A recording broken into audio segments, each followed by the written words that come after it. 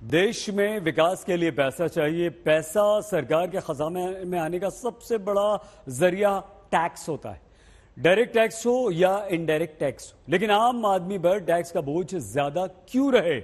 इसीलिए Oxfam India की report में अमीरों पर वेल्थ टैक्स का सुझाव दिया गया है। दिखाते हैं आपको।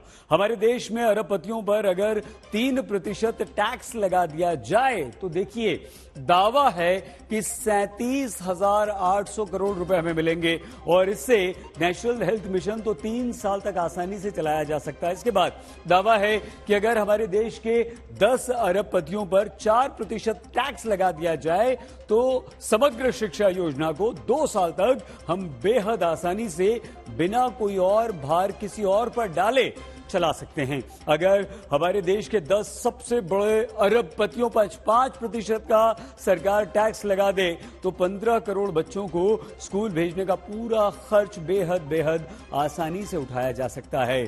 तो क्या अमीरों पर टैक्स लगाकर थोड़ा सा गरीबों और आम आदमी, आप और हमें बड़ी राहत सरकार नहीं दे सकती, नहीं दी जा सकती? सरकारें ये दावा करती हैं कि जनता से टैक्स लेते हैं तो जनता को ही सुविधाएं भी तो हम देते हैं, लेकिन सच्चाई ये है कि आम आदमी को कुछ भी यूं ही नहीं मिलता। जैसे मान लीजिए, मुद्दा अगर है ओल्ड पेंशन स्कीम का, जो चुनावी हार के दुखों को दूर करने वाली दवा बनकर कांग्रेस के लिए हिमाचल में काम आई, लेकिन क्या ओल्ड पेंशन स्कीम ही वाकई लाख दुखों की एक दवा है या फिर ये खुद एक मर्ज है?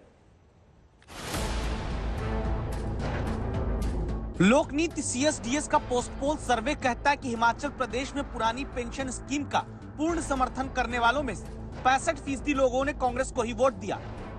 नतीजा, हिमाचल प्रदेश में अपनी कैबिनेट की बैठक के बाद कांग्रेस सरकार ने कर्मचारियों को पुरानी पेंशन स्कीम लागू करके तोहफा दे दिया। जितने भी हमारे 1,36,000 कर्मचारी, चाहे वो बोर्ड्स के है, चाहे वो निगमों के है या कारपोरेशंस के है, जो भी पेंशन्स के तहत आते होंगे, उनको ओल्ड पेंशन स्कीम के तहत लाया गया है। इसके बाद अब देश के 9 राज्यों में इस साल चुनाव है। तब ये सवाल दस्तक दे रहा है, क्या देश में अब ओल्ड पेंशन स्कीम बड़ा चुनावी मुद्दा बन जाएगी? क्या भारत में ओल्ड पेंशन स्कीम लागू होनी चाहिए? क्या राज्य ओल्ड पेंशन स्कीम का भार उठा सकते हैं? क्या पुरानी पेंशन स्कीम वाकई कर्मचारियों के लिए जरूरी है, या फिर पुरानी पेंशन स्कीम का वादा वोट दिलाने वाली मशीन बन गया है? क्या ओल्ड पेंशन स्कीम सत्ता पाने का शॉर्टकट है?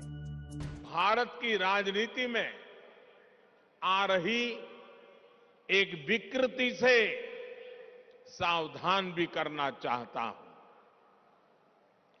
ये विकृति है शॉर्टकट की राजनीति की। ये विकृति है राजनीतिक स्वार्थ के लिए देश का पैसा लुटा देने की। ये विकृति है करदाताओं की गाढ़ी कमाई को लुटा देने की। देश में अभी सिर्फ बीजेपी ही पुरानी पेंशन स्कीम का विरोध नहीं करती, बल्कि पूर्व प्रधानमंत्री मनमोहन सिंह ने भी पुरानी पेंशन योजना को अर्थव्यवस्था के लिए बहुत खराब बताया था। In my view, that it is a injudicious step to give up the new pension scheme and to go back in adopting the old pension scheme. This was debated very carefully during the earlier government. Dr. Manmohan Singh was one of the votaries. Manmohan सरकार के दौरान योजना आयोग के पूर्व उपाध्यक्ष रहे मोन्टेक सिंह अहलूवालिया भी ओल्ड पेंशन स्कीम को आर्थिक खतरा बता चुके हैं। I certainly share the view that this move is absurd. I mean, it's a recipe for just financial bankruptcy. The big advantage of those who push the move is that bankruptcy will come 10 years later. ऐसे में राजनीति से दूर समझना जरूरी है। क्या पुरानी पेंशन स्कीम लागू करने लायक आर्थिक सेहत देश में राज्यों की है?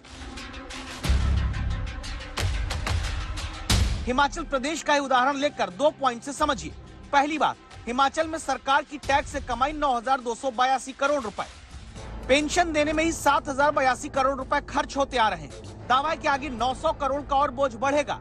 तब दस्तक देता सवाल है, सरकार बाकी के विकास के काम का पैसा कैसे जुटाएगी? क्या जनता पर और टैक्स लगाकर?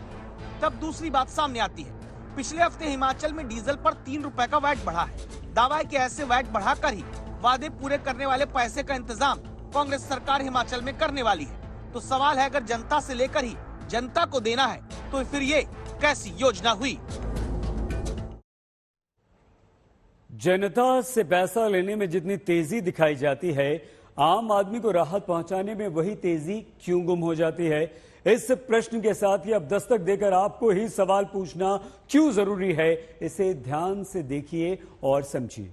जून 2022 में कच्चा तेल करीब 57 रुपए प्रति लीटर था, जो इस समय यानी कि साल जनवरी के महीने में घटकर करीब 39 रुपए प्रति लीटर रह गया है। 57 और देखिए यहां पर 39 रुपए प्रति लीटर। फिर भी 7 महीने में पेट्रोल डीजल के दाम हमारे देश में घटे नहीं हैं, जबकि कच्चा तेल सस्ता होने से सरकारें डीजल पेट्रोल पर प्रति लीटर 29 रुपए और तेल कंपनियां 7 रुपए से ज्यादा कमाई कर रही हैं। एक्सपर्ट्स के अनुसार दावा है कि अब तक कच्चे तेल की कीमत में आई गिरावट के कारण से जनता को पेट्रोल करीब 18 रुपए प्रति लीटर तक सस्ता इस समय आज मिलना चाहिए था, लेकिन अभी ऐसा नहीं हुआ है।